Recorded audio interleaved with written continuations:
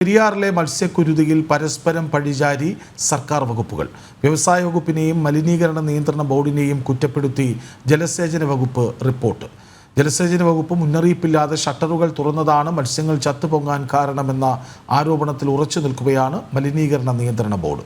വ്യവസായശാലകൾ രാസമാലിന്യ മുഴുക്കുന്നതിൽ വ്യവസായ വകുപ്പിനെതിരെ വ്യാപക വിമർശനം ഉയരുകയാണ്.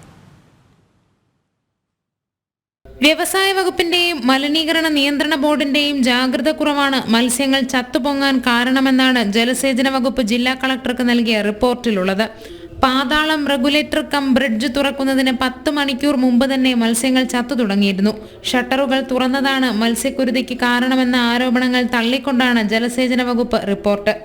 പാതാളം ഷട്ടറിന് മുൻപുള്ള ഫാക്ടറികളിൽ ഒന്നിൽ നിന്നുള്ള രാസമാലിന്യമാണ് പെരിയാറിലേക്ക് ഒഴുക്കിയത്. പെരിയാറിലേക്കുള്ള രാസമാലിന്യമൊഴുക്ക് തടയാൻ കഴിയാത്തതിലാണ് വ്യവസായ വകുപ്പിന് വിമർശനം. മലിനജലം ശുദ്ധീകരിച്ച് പുറത്തേക്ക് ഒഴുക്കാനുള്ള അനുമതിയുടെ മറവിലാണ് രാസമാലിന്യമൊഴുക്ക്. ജലസേചന വകുപ്പിന്റെ ആരോപണങ്ങൾ പൂർണ്ണമായും തള്ളുന്നതിനോടൊപ്പം ഷട്ടറുകൾ മുന്നറിയിപ്പില്ലാതെ തുറന്നതും മത്സ്യക്കുരുതിക്ക് കാരണമായിട്ടുണ്ടെന്ന ആരോപണത്തിൽ ഉറച്ചു നിൽക്കുകയാണ് മലിനീകരണ നിയന്ത്രണ ബോർഡ്. പെരിയാറിൽ മത്സ്യക്കുരുതിക്ക് കാരണമായ രാസമാലിന്യം കണ്ടെത്താനുള്ള പരിശോധന ഫലങ്ങൾ ലഭിച്ചിട്ടില്ല. മലിനീകരണ നിയന്ത്രണ ബോർഡിന്റെയും കുഫോസിന്റെയും പരിശോധന ഫലങ്ങൾ വൈകുകയാണ്. ജനം, കൊച്ചി.